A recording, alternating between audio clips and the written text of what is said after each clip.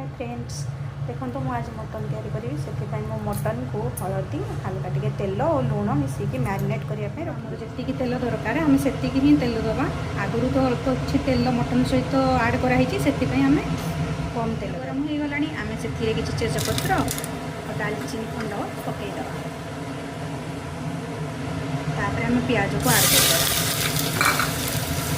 मुझे किसी गोटा मसला गरम मसला पकाऊनी कारण गोटा मसला खाइबा समस्त पसंद नहीं गरम मसलार स्मेल से समस्त पसंद नहीं न था। प्याज ए रेड हो गला आम से काश्मीरी मिर्च ऐड करदे भल भाव चलईद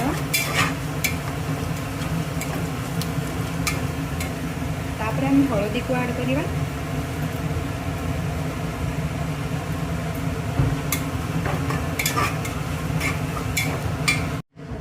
पानी दे सारा को कभर करदेवी कभर करदेवा फल तार जो स्मेलटा बास्नाटा बाहर को जीवन आम ताको छाड़ीदेवा 10 मिनिट ना 15 मिनिट पर्यंत सारदेवा मीडियम फ्लेम रे देखो सांग मैंने मसला आमर सीझी आसला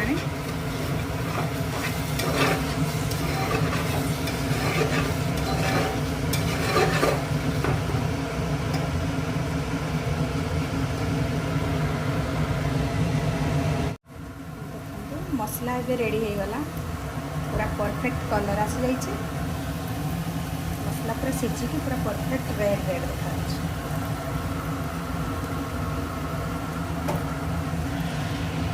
आम मैरिनेट करके रखी से मटन को ढालीदेवा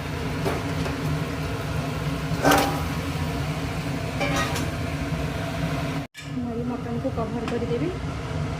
किसी समय सीझ मटन ए मटन कषा रेडी हो गला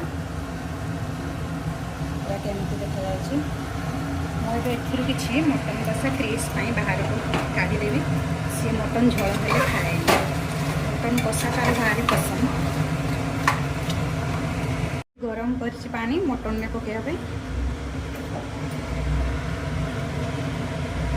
आम मटन को ग्रेवी रखापी पानी आगे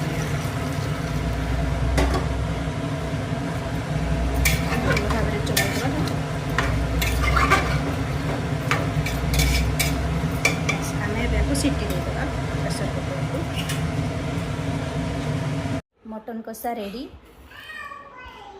देखो सांग मैंने केमती है।